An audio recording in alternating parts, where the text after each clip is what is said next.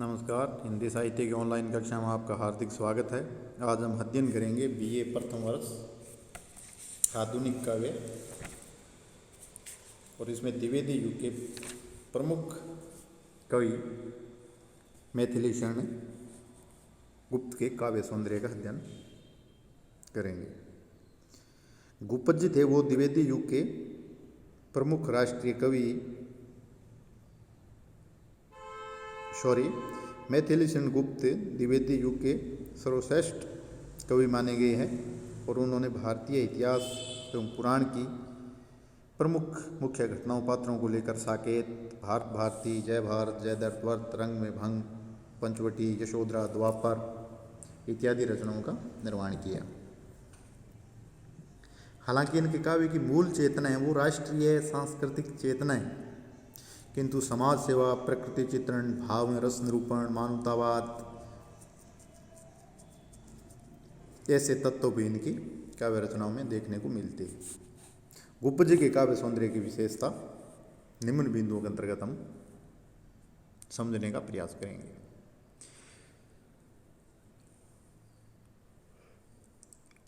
पहला बिंदु है सामाजिक चेतना एवं मानवतावाद। द्विवेदी युग को जागरण सुधार काल भी कहा जाता है। इसका कारण यह है कि इस युग का काव्य समाज एवं धर्म सुधार आंदोलनों जैसे आर्य समाज, ब्रह्म समाज, प्रार्थना समाज, थियोसॉफिकल सोसाइटी से प्रभावित रहा है। गुप्त जी पर भी समाज सुधारक आंदोलन का प्रभाव पड़ा और गुप्त जी ने हिंदू, मुस्लिम, सिख, ईसाई, बौद्ध, जैन धर्मों को एक करके सशक्त राष्ट्र की परिकल्पना की। सामाजिक एकता, नारी महत्ता, क्रम की प्रधानता इत्यादि तत्वों पर बल देते हुए उन्होंने दलित, उपेक्षित तथा निम्न वर्ग को समानता दिलाने का भी सूत्रपात किया। सामाजिक विषमता को दूर करके मानव मात्र को एकता के सूत्र में पिरोना गुप्त जी का लक्ष्य रहा।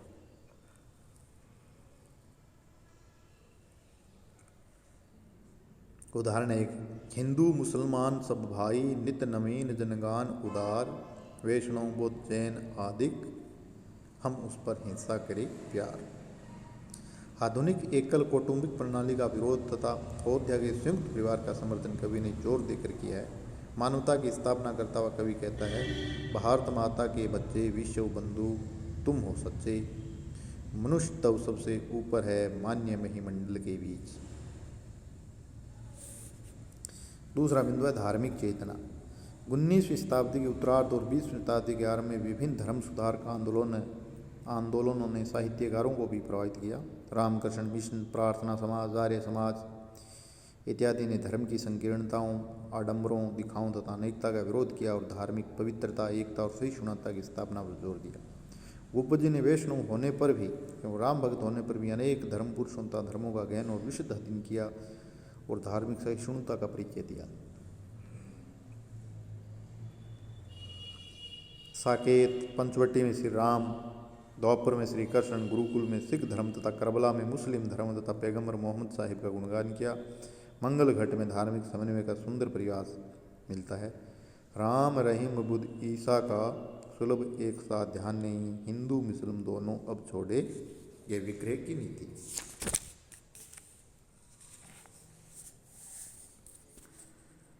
राष्ट्रीय चेतना।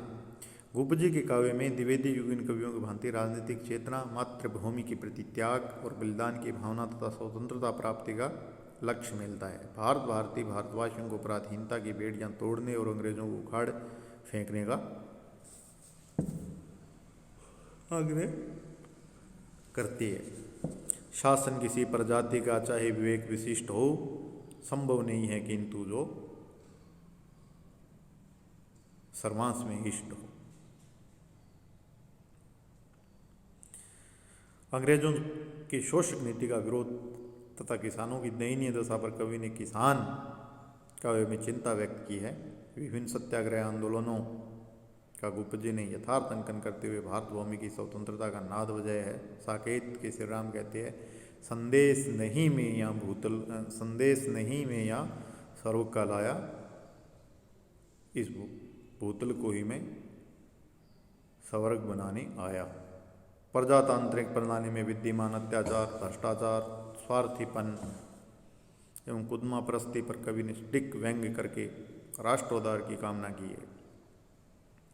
जैनी में कार्ल मार्क्स के दाम्पत्य जीवन की झांकी के साथ मजदूरों की आर्थिक विपन्न अवस्था का चित्रण करके साम्यवाद की स्थापना हेतु कवि ने क्रांति का आह्वान किया है।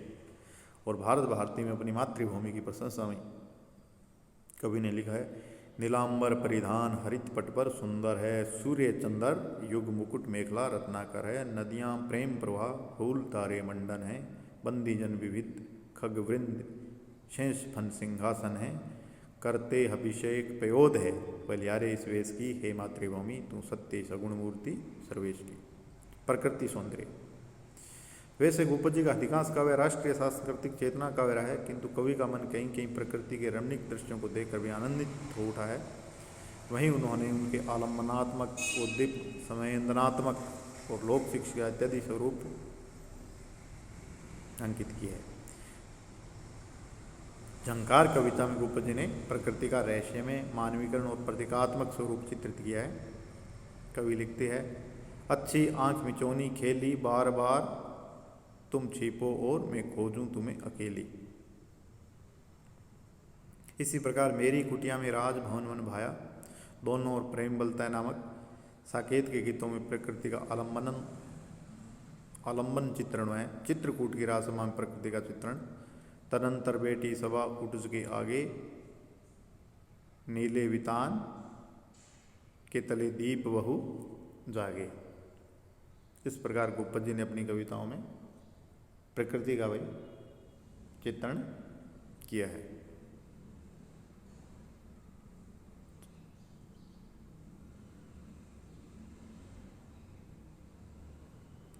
पंचवटी में प्रकृति का चित्रण करते हुए वे कवि लिखते हैं,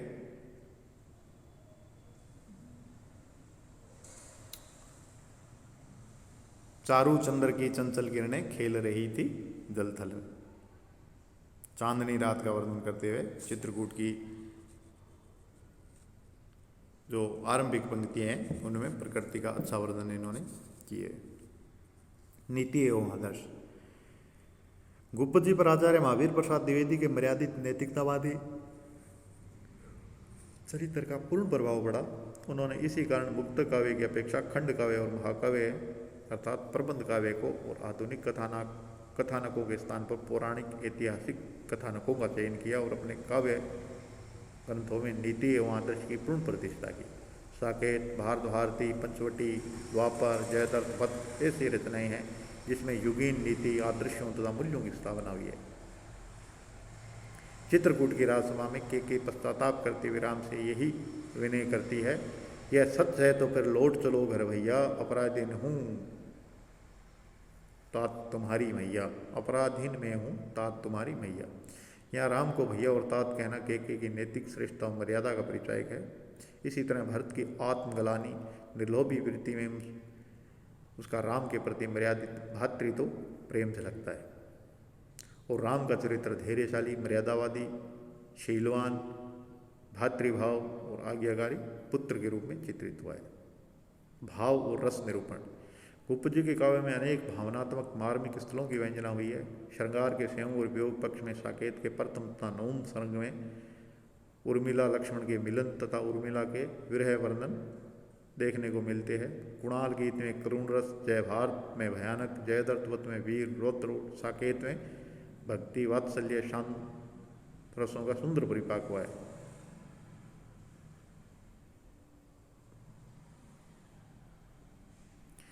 काव्य रूप की दृष्टि देखें तो मैथिली शरण भूपत जी ने प्रमुख रूप से प्रबंध काव्यों की रचना की है। मुक्त काव्यों की रचना इन्होंने नहीं की है। दो महाकाव्य जैसे साकेत, जय भारत और 19 खंड काव्य जिसमें प्रमुख है जयद्रथ वध, रंग में भंग, पंचवटी, द्वापर, नहुस, विष्णुप्रिया इत्यादि की रचना भूपत जी को प्रबंध काव्य का प्रेमी सिद्ध करती है। इसके अतिरिक्त भूपत जी ने नाट्य गीति, अनग और नहुस की भी रचना की है और कुछ काव्यानुवाद जैसे पलाशी का युद्ध, मेघनाथ वध भी किए। परंतु भूपत जी को जो सर्वाधिक सफलता मिली है वो प्रबंध काव्य लेखन में मिली है और यशोधरा इनका चंपू काव्य है। चंपू काव्य जिसमें गद्य और पद्य दोनों का प्रयोग किया जाता है उसको चंपू काव्य कहा जाता है। भाषा शैली। गुप्त जी की भाषा व्याकरण सम्मत, संस्कृतनिष्ठ और विशुद्ध खड़ी बोली हिंदी है। भाषा भावानुकूल और कहीं कहीं चित्रात्मक भी है। नाद सौंदर्य के कारण तथा ध्वन्यर्थ व्यंजना अलंकार के कारण कहीं कहीं भाषा में संगीत का सा माधुर्य भी मिलता है। लाक्षणिक और प्रतीकात्मक शब्दावली का प्रयोग कवि ने छायावादी शैली में किया है।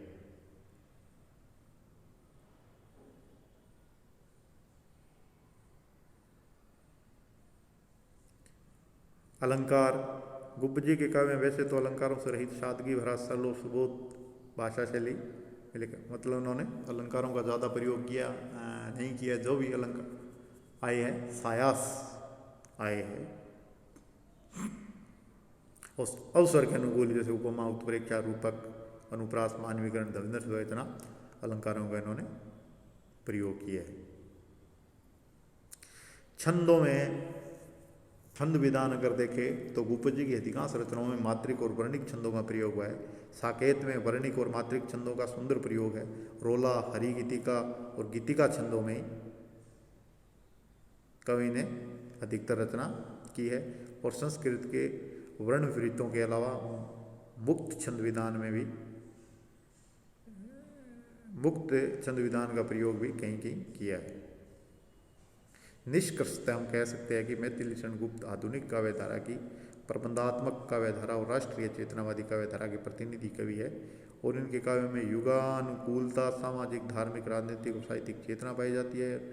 इनका काव्य उपदेशात्मक एवं नीति आदर्शों का रक्षक काव्य है। खड़ी बोली हिंदी का संस्कृत कृपित शुद्ध स्वरूप प्रथमतः मैथिली शरण गुप्त की रचनाओं में मिलता है। अतः गुप्त जी द्विवेदी युग के प्रतिनिधि और भारत के सच्चे राष्ट्रीय कवि होने के कारण आधुनिक कवियों में श्रेष्ठ स्थान के अधिकारी। आज के लिए इतना ही। धन्यवाद।